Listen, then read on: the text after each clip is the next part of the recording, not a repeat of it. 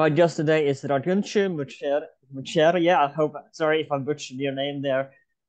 He has written six books on the rebellion of 1857, the Seppoy Revolt, and the fall of the Mughal dynasty, and the beginning of British rule in India, which we are going to talk about today. And I always begin asking the guest, how did he begin studying the 1857 revolt? Well, uh, the revolt of 1857 is taught at every level, from middle school right up to undergraduate, postgraduate in India. It's a topic that recurs. And by the time I was in high school, I was reasonably familiar with 1857, and I found that what I was reading about 1857 in the textbooks that were being prescribed to us, to be very unsatisfactory. And most of them were concerned about what to call it. Do we call it the mutiny? Do we call it the Seppoy Revolt? Do we call it a rebellion? Do we call it the First War of Indian Independence? And everybody was writing about that rather than telling us actually what happened in the course of the rebellion and what the rebels themselves did. One reason for this absence of focus on what the rebels did was the fact that most of the stuff written on 1857 was by British historians. And they were actually recording the suffering and the heroism of the British in the face of great adversity, rather than looking at what the rebels were trying to achieve, what the rebels were doing. So this was a kind of a growing dissatisfaction within me. And then when I came to the stage that I would have to decide my own research area, 1857 seemed to me, given my interests, a kind of natural choice. And I wanted to shift the focus away from this British saga of heroism and courage to what the rebels were trying to do, and look at the rebellion from the point of view of the rebels rather than from the point of view of the victors. So let's begin with, as you know, in Hindu and Islamic culture, pork is, and I believe this is what most historians, at least in the Western world, agrees on, that and part of what started the rebellion is that British in the East India Company, they had used smothered bullets with pork fat. Is that accurate to why the rebellion started? Well, that's not why the rebellion started. Oh, first of all, let me correct a very popular misconception that sections of British historians have perpetuated. The standard assumption of that group of historians is that till 1858, India was ruled by the English East India Company. This is only formally true. Actually, the British government and the British Parliament from around 1772 was thoroughly and completely involved in ruling British India. East India Company was just a token presence. Whatever major policy decisions were being taken regarding India were emanating from the British Parliament and the government of the day in Britain. So that's the first thing, that these are policies taken by the English East India Company is somewhat of a misunderstanding or a misnomer. And the rebellion had many very, very fundamental and deep-seated causes. And it was not precipitated, it was not caused by the introduction of one cartridge, one particular kind of cartridge for the Enfield rifle. It might have been the spark or the trigger, but the real reasons were much more fundamental, which were affecting all reasons or factors that were affecting the lives and the belief systems of large sections of the population of North India. So let's talk about some other reasons that led up to the rebellion. As I said, we talked about what's the spark, but what would the other reasons be for leading up to the rebellion? So first, let's look at some of the economic reasons. Okay. Yep. From around the 1820s in North India, the British had introduced land revenue settlements, which had two aspects to it. One was the complete dispossession and removal of all people that the British government thought were intermediaries between the peasants, the cultivators, and the state. This meant that in large parts of North India, people who had had control over land for 3-4 generations were being completely dispossessed and being removed from those customary rights that they enjoyed. So here was a disgruntled element who had lost their position in society and lost their income as well. Two, the same land revenue settlements enhanced the land revenue demand. So this was also directly affecting the peasants who were reeling under this very, very, very heavy land revenue demand. The demand was so high that the British government itself, British government in India, realized that the demand was very high. And in 1855, it passed a regulation which said that the land revenue demand wouldn't be more than 55% of the gross produce of the peasantry. Okay, so in other words, it was admitting that before 1855, it had been in places much above 55% of the gross produce. But even look at 55%, it means more than half of what the peasant produced was taken away by the state as land revenue. Okay, so there was this dimension of over-extraction and heavy land revenue demand, call it exploitation if you want to. So there are these two elements at two different levels of rural society, which are creating discontent among cultivators as well as those who had previously been in control of land, intermediaries, landlords, big landholders, and so on and so forth. And thirdly,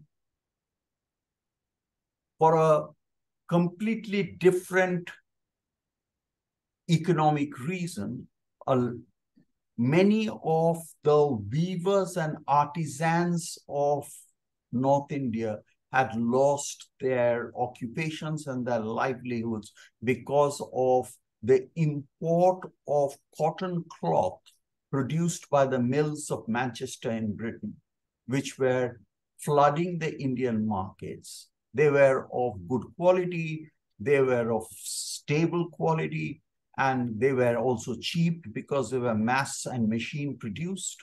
And they were coming and flooding the Indian market without any tariff barriers under the flag of free trade or laissez-faire. And because the artisans of Northern India did not have any government protection, they actually lost out to this massive import of cloth, cotton cloth. So both at agriculture as well as the non-agricultural sector, there were economic reasons for discontent among the people. That's one factor to be borne in mind when you are looking at the causes that led up to the Great Uprising of 1857. Two, the political class was affected in North India for two different kinds of reasons. One was many of these kingdoms of various shapes and sizes in North India were annexed into the British Empire in India on the pretext that they did not have a male heir. So the line had come to an end, and Lord Dalhousie in the early 1850s decided that the British government would not recognize an adopted heir. Adoption was a very common practice among princes and kings in India. This was completely disregarded. And so under the pretext of what came to be called the doctrine of lapse, the line had lapsed. So therefore the British government took those principalities, those kingdoms over. The second was misgovernment. What the British rulers thought was misgovernment. Such and such kingdom was not being ruled properly. And under the pretext of that, they defined what misgovernment or good government was, how it was defined and how it would be seen. And on the basis of those Western yardsticks of good governance, many of the Indian kingdoms, particularly one very large kingdom based out of Lucknow in North India called Awadh, A-W-A-D-H, was annexed in 1856. So among the princes, there were parts of the royalty who were affected by these kinds of annexations. There was also discontent. Thirdly, at the level of the soldiery, because this is where the revolt actually began. And because the revolt began at the ranks of the soldiers who were called sepoys by the British, which is an anglicization of the Hindi word, Urdu word sipahi. So it was often referred to as the Seppoy Rebellion, as the Seppoy War, and so on and so forth. The Seppoy Uprising, because it began in the ranks of the sepoys. Now, these sepoys also had reasons to be disaffected, one of which was that cartridge that you spoke about. But there were other reasons of pay, reasons of being forced often to go and fight across the ocean, across the sea, the Burmese War in particular. And they had also reasons to believe that they might soon be sent across to fight in China to suppress the Taiping Rebellion, which was happening around the same time as the revolt of 1857. They had grievances regarding the extent of leave that they were getting. And the sepoys were often treated very brutally, almost like animals, with floggings and whippings and severe punishments for breaking of military discipline and so on and so forth. The price of mutiny was always blowing from a gun, the mouth of a cannon. So, and this was done as a spectacle. The entire regiment was rounded up and lined up in the sepoy, in the cantonment, and then the quote-unquote convicted sepoy was blown from the mouth of a cannon so that his body was blown into smithereens. So these kinds of brutalities also added up to the disaffection of the soldiery. But there was also the growing perception from around 1830s that the British government was following a deliberate policy to undermine very closely held religious beliefs among Indians, irrespective of whether they were Hindus or Muslims. And some of the elements in this was the introduction of Western education, the introduction of Western medicine, the carrying out of some legislations that went against customary practices of common Indians.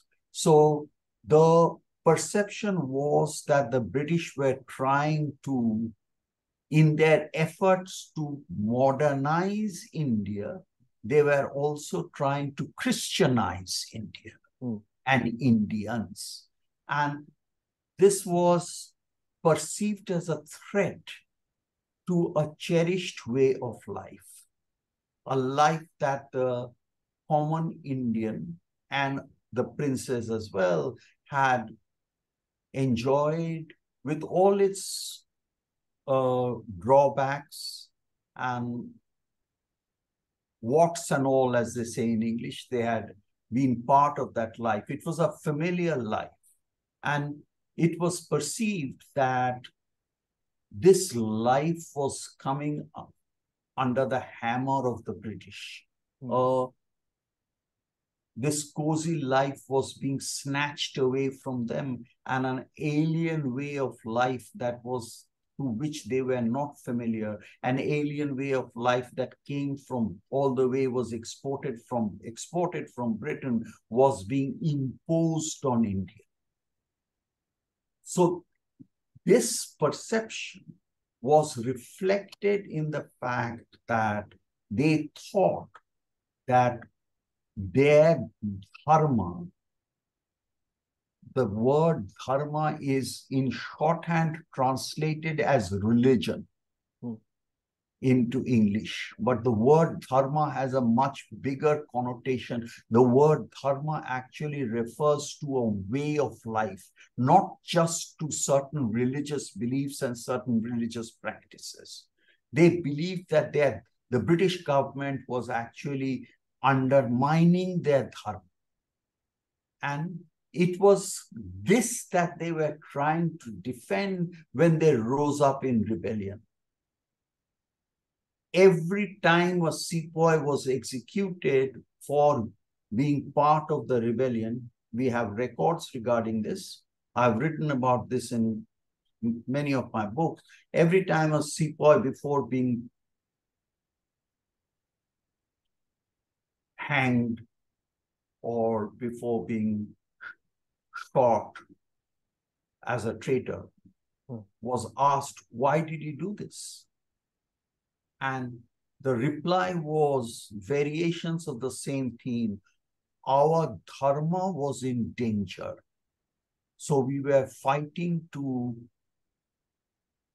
preserve our dharma. If a human being's dharma is lost, what is there for him to live? Okay. So there was this element as well. And the cartridge that you referred to was seen as a part of this quote-unquote gigantic plot to undermine the dharma of the Indians. This was the last straw, as it were. Right? Where the sepoys who were hanged or shot from a cannon, did they look at them as martyrs in a sense? Well, they often thought they were being unfairly treated, brutally treated. And they were also, it was the perception that a proper trial hadn't taken place before they had been convicted. So let's talk about the beginning of the rebellion. And we talked about some of the process why it started now, but let's talk about the spark. How organized and how many began? Because as you know, later thousands will join upon this rebellion. But what was the beginning of the rebellion like? How organized were they? Yeah, so before I go into the details, I want to make 2 points. Yeah. One is, as soon as you say that, or as soon as historians say that the rebellion began because of a cartridge, you are actually trivializing the whole thing. That one cartridge or one kind of cartridge can start off a rebellion. And it is also to say, implied, that this was an uprising confined to just the soldiers, the sepoys, which is not the case. This is factually incorrect. Let's have any debate or doubt on this score. The rebellion saw the participation of soldiers who were basically peasants in uniform, as well as the common people of North India. Right? It was a popular uprising against British rule, in which in certain places 100,000, 200,000 people were actually actively involved in the attempt to overthrow British rule. So that's one point, general point I want to make. There is a tendency to underestimate the intensity and the popularity of this uprising.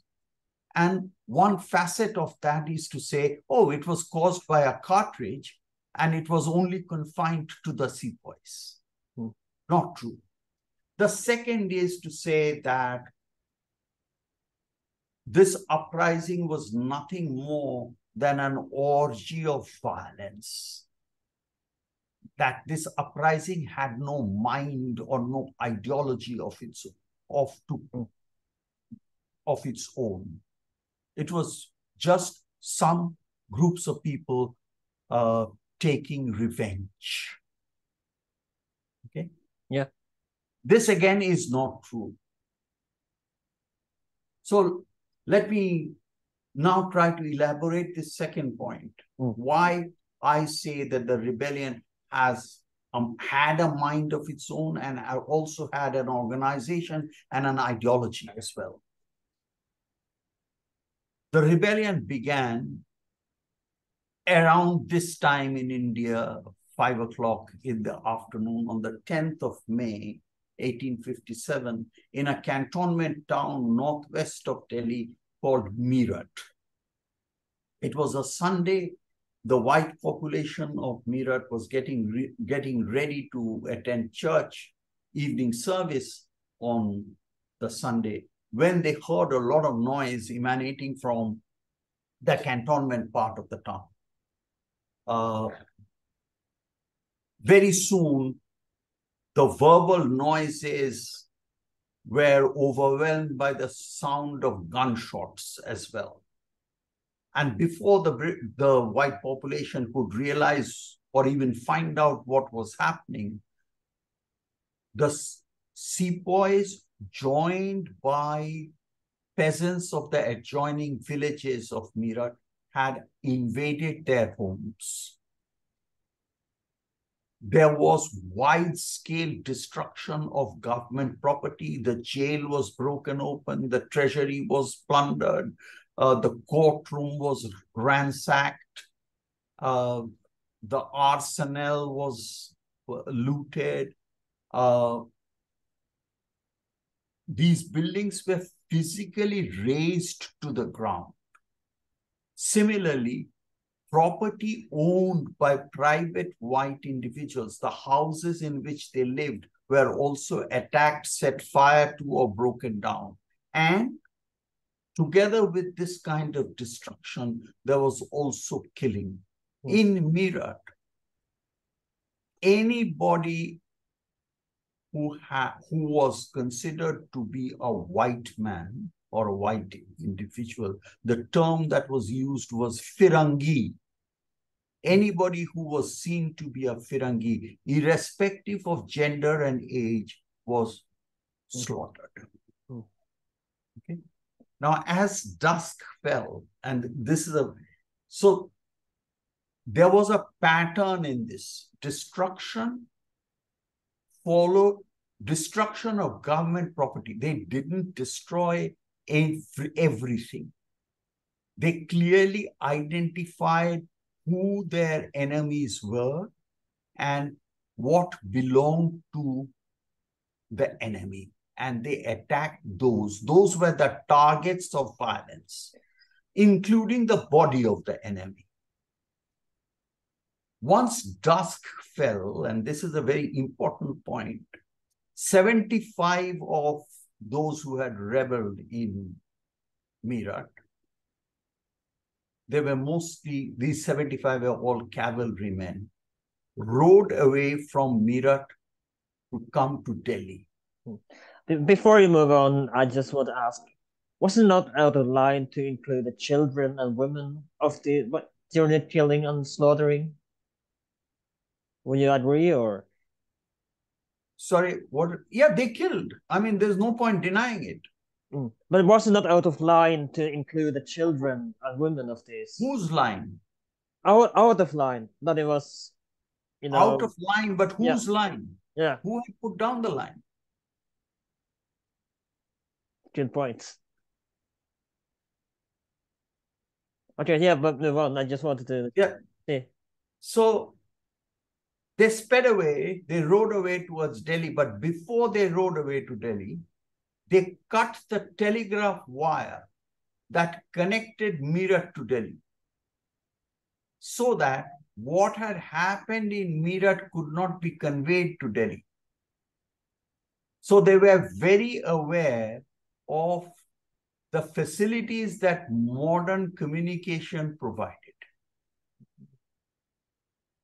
So they arrived in Delhi on the morning of the 11th, very early in the morning of the 11th.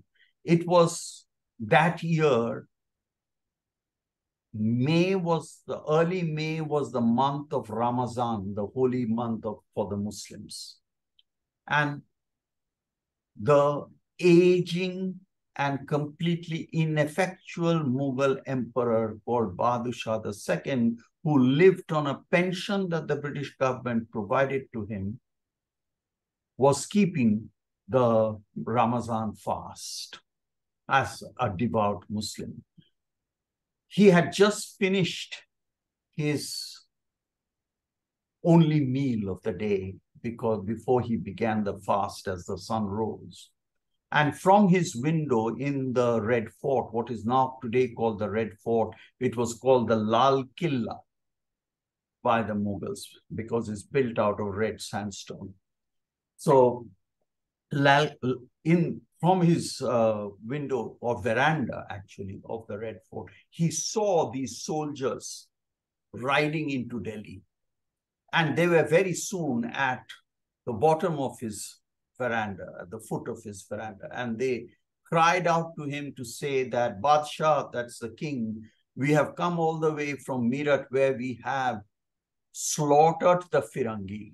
We have taken arms against the Firangi and we have slaughtered the Firangi. We have come to you so that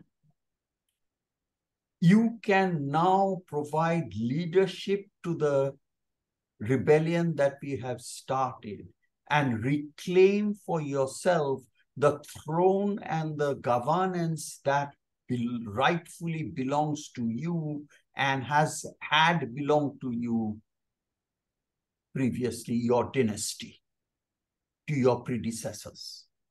Now, Bahadur Shah was completely flabbergasted by what was happening. He hadn't taken a decision for the better part of his adult life because he was completely under the thumb of the British government. So he summoned the British residents to help him to deal with the situation. While all this was going on within the fort, the rebels got into the city of Delhi.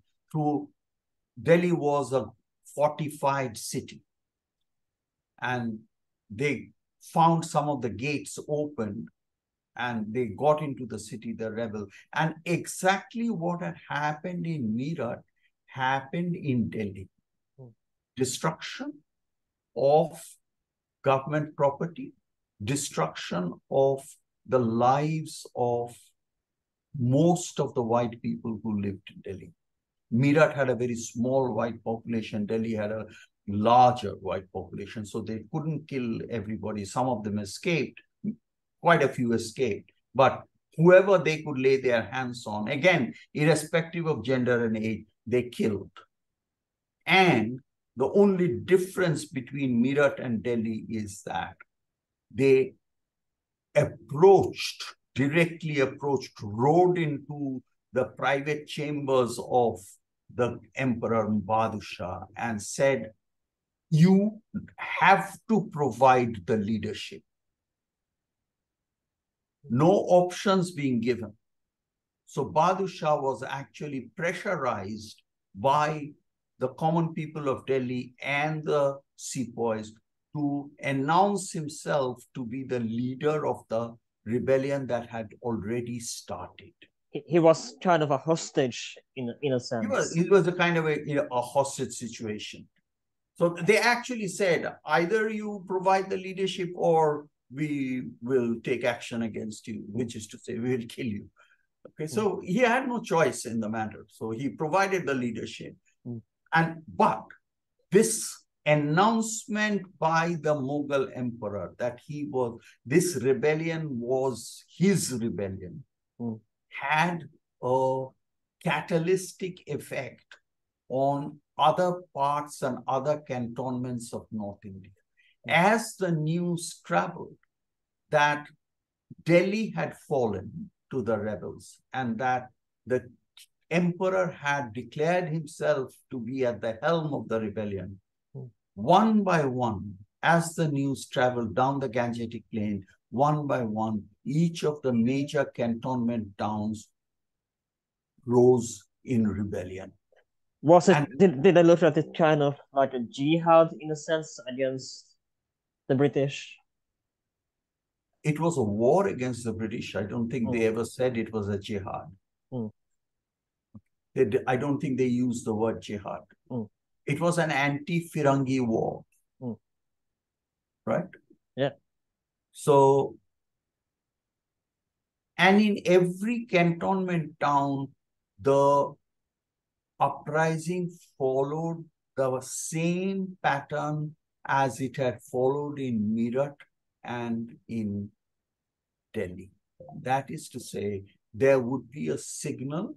It was most often the firing of the evening gun or the blowing of the evening bugle, the last post. And the uprising would start with the seizing of the arsenal, attack on the government buildings, attack on government property, attack on property owned by the white man, and then killing. Okay, and this pattern of activity came right down the Gangetic Plain, from Delhi traveling eastwards, with amazing, if you put the dates and the place names on two columns, there's a correlation. The correlation is the time taken for the news to travel from one town to another town. Travel, I don't mean walking. Travel, I mean by horseback.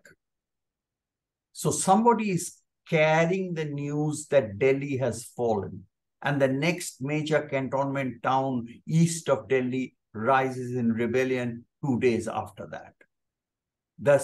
The news of that second cantonment town having fallen is carried to the next cantonment town. It takes a day to travel by horseback to the next cantonment town. That cantonment town rises. So there is a pattern in the way the news was transmitted and disseminated, and that contributed to the uprisings, the chronology of the uprisings, as it were. By the end of May, early June 1857, the height of the summer, British rule in India North India had ceased to exist. As one British officer who survived the killings in this fateful summer was to write later, British rule in North India had fallen like a house of cards. The British who survived took refuge in 3 places. In Delhi, in a house belonging to a British official called Metcalfe. The house is called Metcalfe House. It still exists. It's now become a government office. So Metcalfe House is where the British who managed to survive the Delhi uprising, there they took refuge. In Lucknow, which also had a very large white population, they took shelter in what was called the Residency, where the resident, the British resident lived. It was a very large house with very spacious grounds. That's where they took shelter, surrounded on all sides by rebels. And in Kanpur, which was another very largish town with a largish white population, they took shelter behind a kind of a mud fortress that was called the entrenchment. So these were the only 3 pockets in which the British population, not numbering to even 1,000, managed to survive and take shelter in, or took shelter in to survive. Let me put it the other way around. Okay.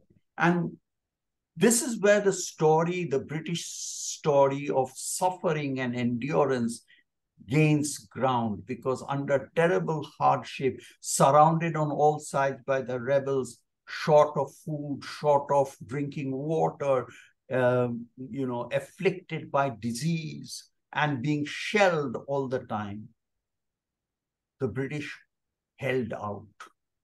Many died, but most of them managed, particularly the men and some of the women as well, held out and survived this horrific experience. Was there ever a sign that they would begin cannibalism hiding under there? Sorry? Was cannibalism any... Cannibalism? Yeah, no, I don't think there was any cannibalism, but there was a lot of eating of horse meat. When horses were shot at and killed, horse meat was drunk. But the main problem was getting drinking water, apart from food, of course. And eating dead carcass meat and lack of proper drinking water led to stomach ailments, particularly cholera, which caused death as well. So, but to move away from British suffering and British endurance, and this is where I come to the organization part. The leadership of the rebels in Delhi, in Lucknow, and in other smaller towns of North India were all drawn from the pre-British ruling class, political class. Okay, kings, princes, large landholders, and so on and so forth. Now, they actually meticulously planned the resistance to British rule.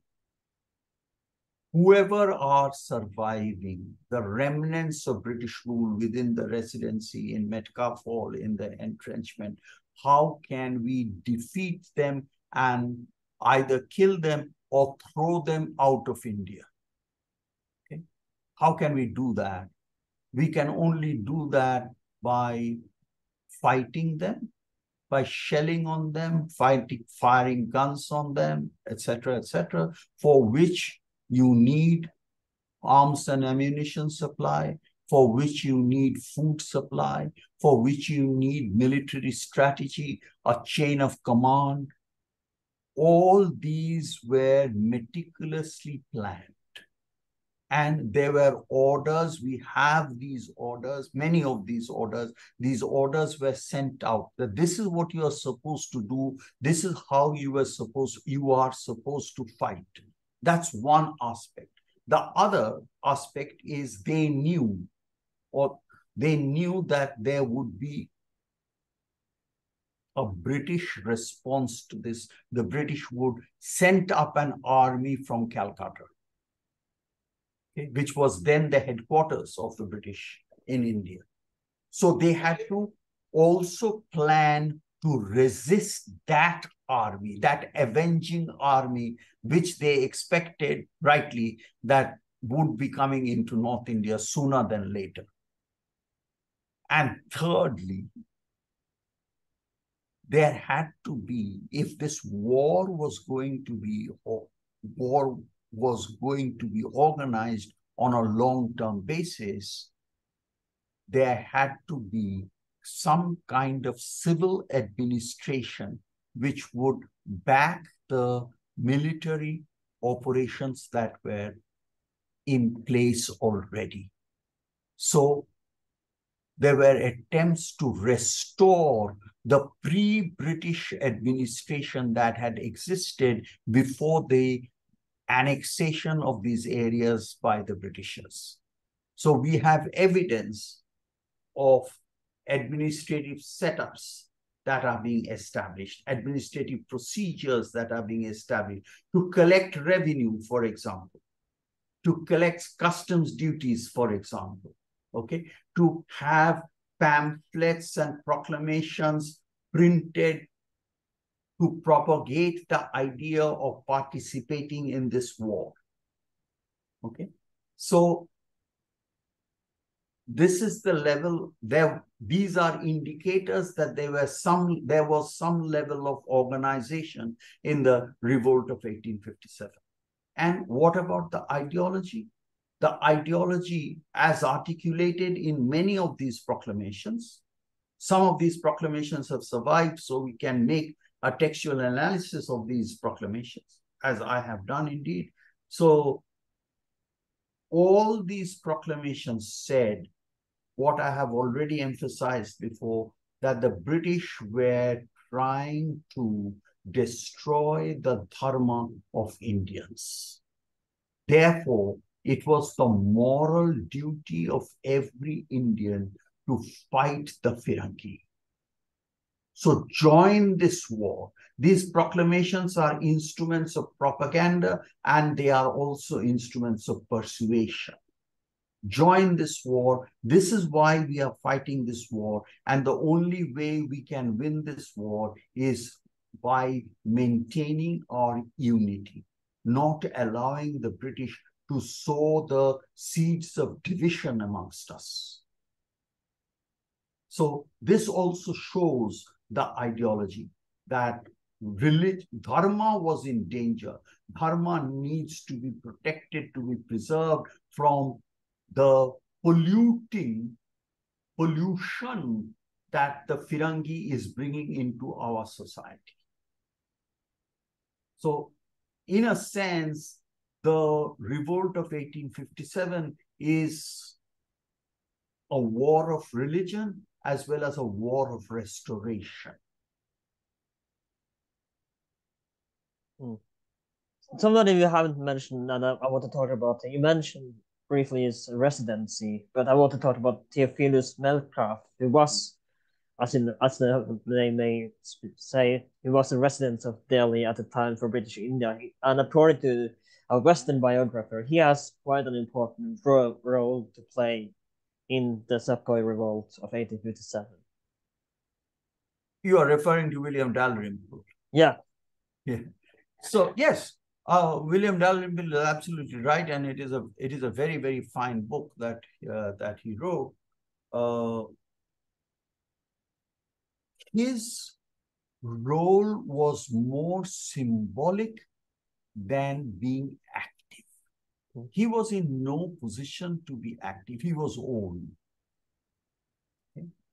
He was in no position actually to be out there on horseback fighting the British.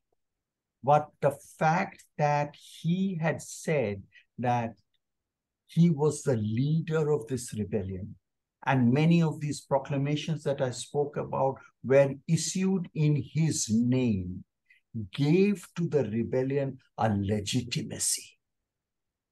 We are fighting on behalf of our Mughal emperor. We are fighting on behalf of our king. That is the symbolic importance, and this symbolic importance shouldn't be underestimated. That is the symbolic importance of the presence of Bahadur Shah and the stamp of legitimacy that he gave to this uprising. And also, of course, most of his adult sons, nephews, were all participants in the rebellion. Let's talk about some of his sons and their role in the rebellion, because they did take, like you said, Bahadur Shah II. He was quite kind of more or less a hostage, but his sons seemed to be more or less immediate. I'm not sure if immediate. But his heirs were killed. Right. Two of his sons, his adult heirs, died in battle, but two of his very young sons, I think one was 14, the other was 12, who were with Bahadur Shah when Bahadur Shah was arrested. And the only thing, when Bahadur Shah surrendered, the only thing he pleaded was that the lives of his two sons should be spared. And the British officer who arrested Bahadur Shah, Hodgson, the first thing he did was to kill these two young boys. So, and he noted with great glee that he had carried out this act. So, when you talk of something being out of line, one should also consider whether this was out of line or not. 100%. There's also some other key figures in this rebellion I want to talk about, and that is, I'm going to try to say his name right here, Rani Lakshmibai of Jhansi. Yes. Thank you for correcting me there. Let's talk about his involvement. She is a very... Sorry? Let's talk about her involvement in this rebellion. Yeah, so I've got a book on the Rani of Jhansi, actually. Let me just show you the cover of that. Okay. Yeah. So Jhansi is one of those principalities which was annexed on the pretext of the doctrine of lapse. Okay. The king of Jhansi adopted a child practically on his deathbed, and that adoption was not recognized. He adopted the child, and because it was a child, made his wife the regent. So she was the queen regent, as it were. But once the adoption was not recognized and Jhansi was annexed, she was just the widow of the king, again, living on a pension that the British government provided to her. This is 1853, 1854. Much of 1855 and 1856, or from 1853 to 1856, the Rani of Jhansi keeps herself occupied with two things. One is to get this annexation rescinded. So she is writing letters, sending agents, her own agents, to the Governor General to say that please reconsider your decision. This is an unfair decision, and so forth. Adoption is a very common practice. You have recognized adoption on previous occasions. Why make a victim of Jhansi? That kind of thing. And the second thing that she was also doing was trying to hike her pension. It was not a very generous amount she was being provided.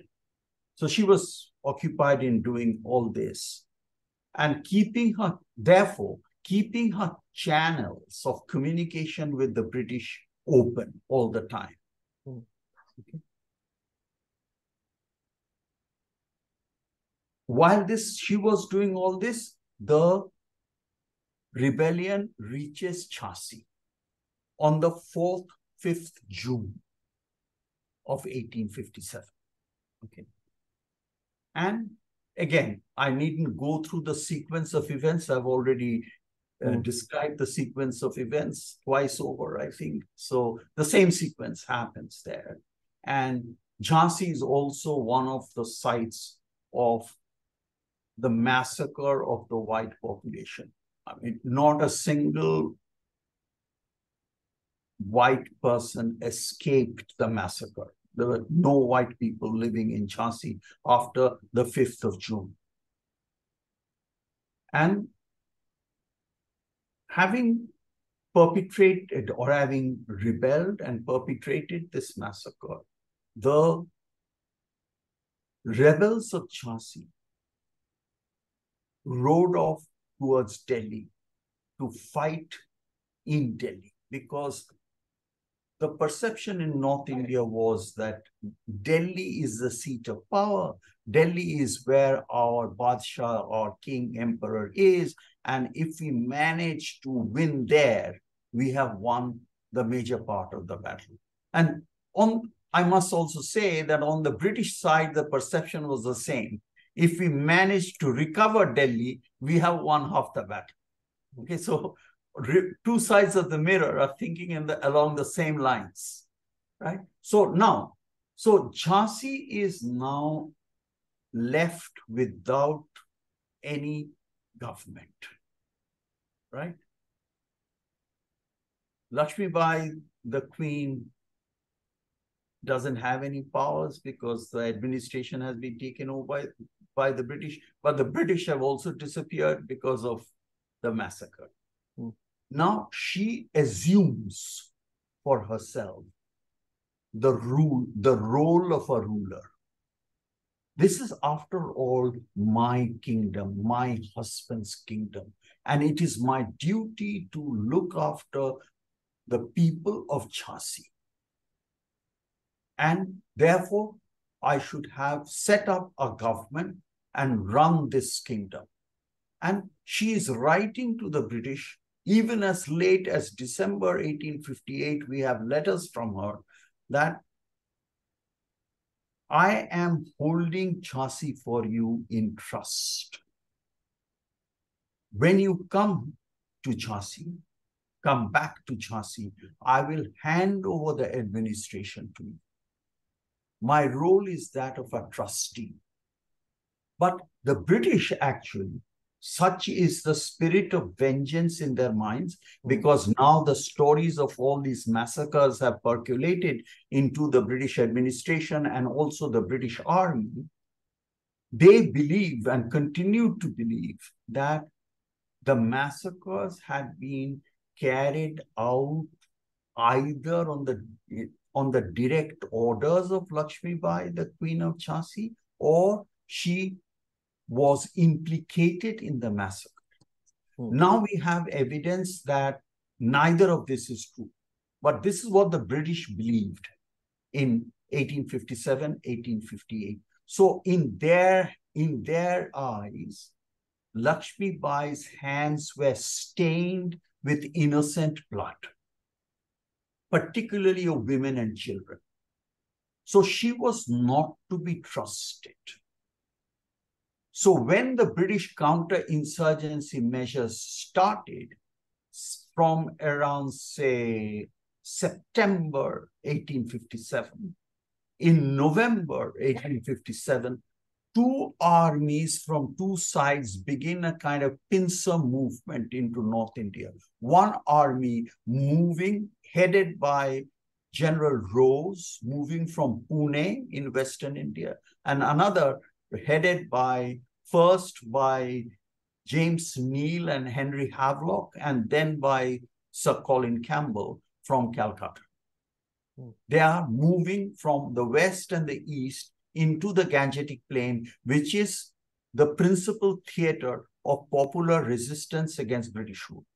By August, Delhi has been recovered by the British, and this is largely the job of the army that was British army that was based in the Punjab, which is to the northwest of Delhi. Okay. And this army of Rose coming up from Pune lays siege on Jhansi in late March and early April. When it becomes clear to Lakshmi Bai that she fights them, her troops under her leadership fights the British.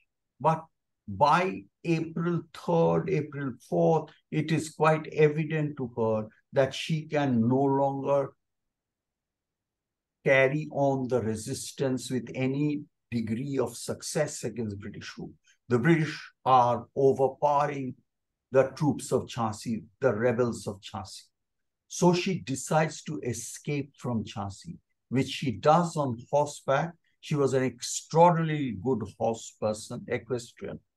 And she was good with the sword, and she knew how to fire a gun.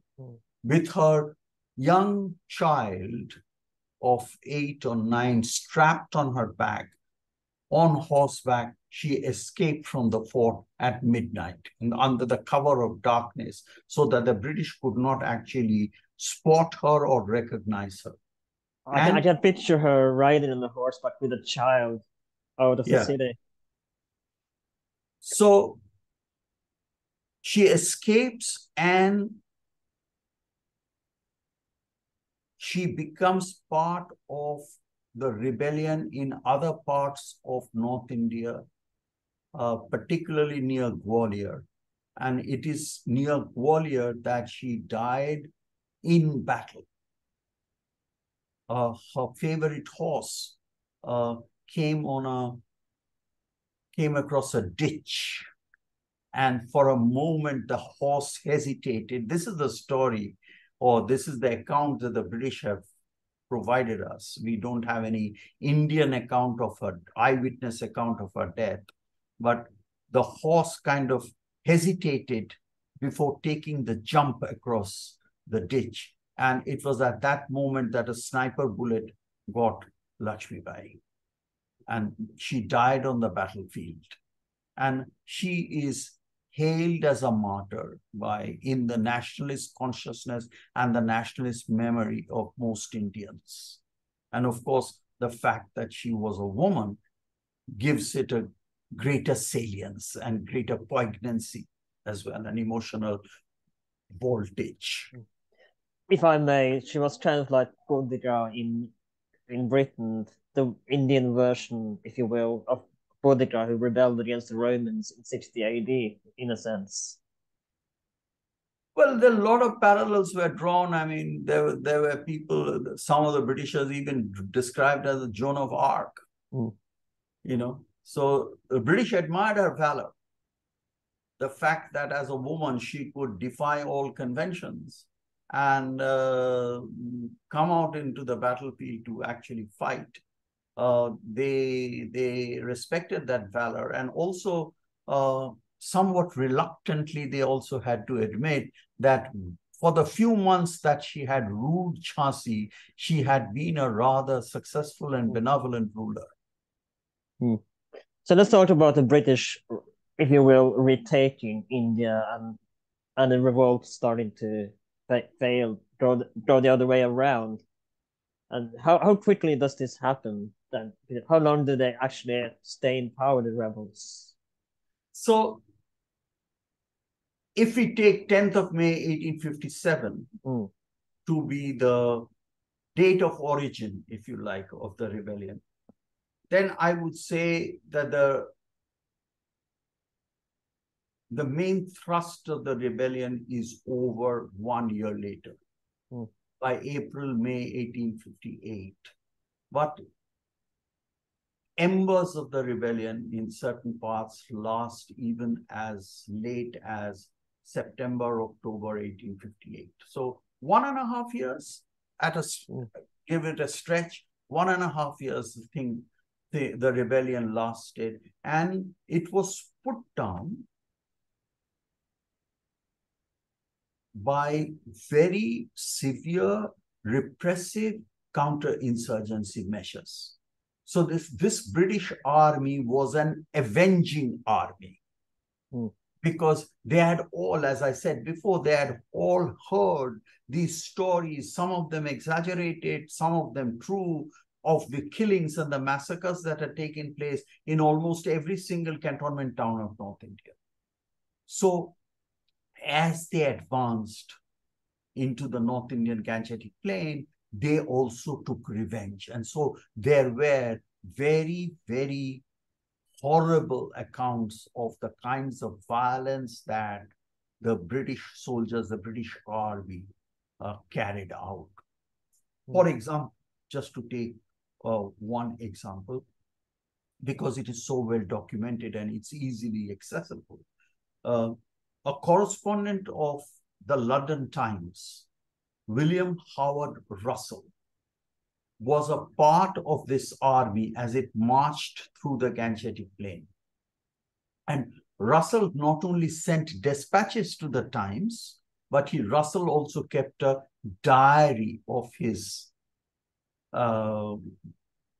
journey with the army, with his march with the British army. And in this diary, he records that as they marched up the Grand Trunk Road, which was the main arterial road that linked North India to Calcutta, that road was lined with trees.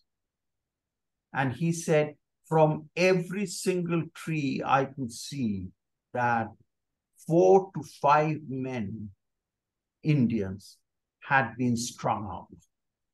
And there was not a tree that did not have 4 to 5 men who had been strung out. And there was no trial, not the semblance even of a mock trial. If you were a male Indian, you were a rebel and you deserved to die. That was how the counterinsurgency measures were carried out. Near Benares, again, this is on record, a boy of 12 was seen playing with a military drum, and 2 soldiers bayoneted that boy. That's brutal. That's just, wow. Yeah. So this is why I like to call 1857 the year of blood. There was unprecedented and incredible violence on both sides of the racial divide. The Indians carried it out, and the British, in their avenging zeal, did the same thing. But another thing that happened, and I do believe a lot of historians seem to agree, at least some Western historians seem to agree, that this would also be the end of the East India Company. And yes, puts so this to once the rebellion had been suppressed, the Crown assumed the Crown assumed for itself the responsibility of directly ruling India, not even having that facade, which what I called a facade of ruling through a company. So it now assumed direct formal responsibility. So Indians became a subjects of Queen Victoria. And let's talk about what happened with the Red Fort or Delhi, because it was, if I remember correctly, raised to the ground. It's just the fortress, really, that today that still stands. The fort stands, yes, this fort stands today. I mean, it's just a historical monument. It's not used for any official purpose. And I want to end with what happened to Badir Shah II, because he would end in life in its extreme poverty, and he would be taken away, and he was imprisoned he was exiled to Burma, to Rangoon, what was then called Rangoon.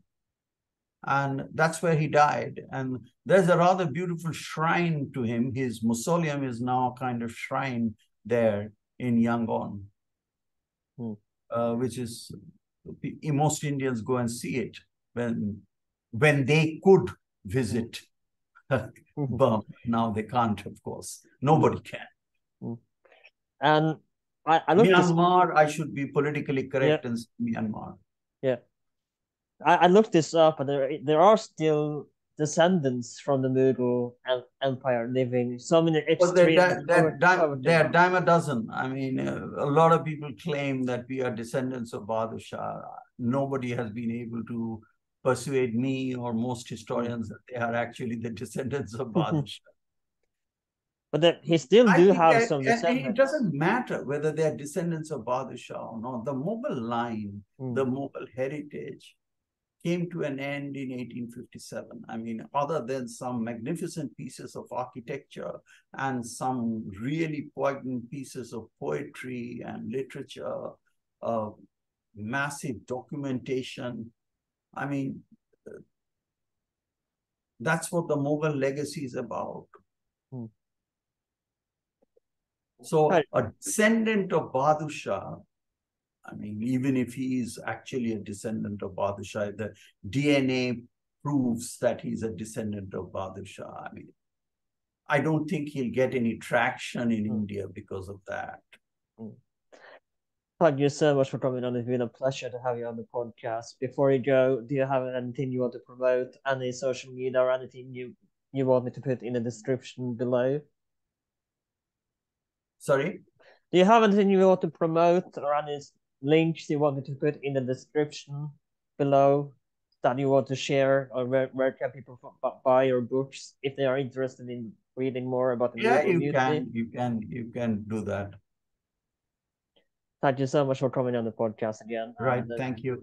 My name is Adam. This has been Well That Aged Well. We are available on YouTube, Spotify, Apple Podcasts, wherever you can find podcasts. If you have the time, please consider writing a little review. That would help us out a lot. My name is Alan. Please like, share, and subscribe. I'll see you next time.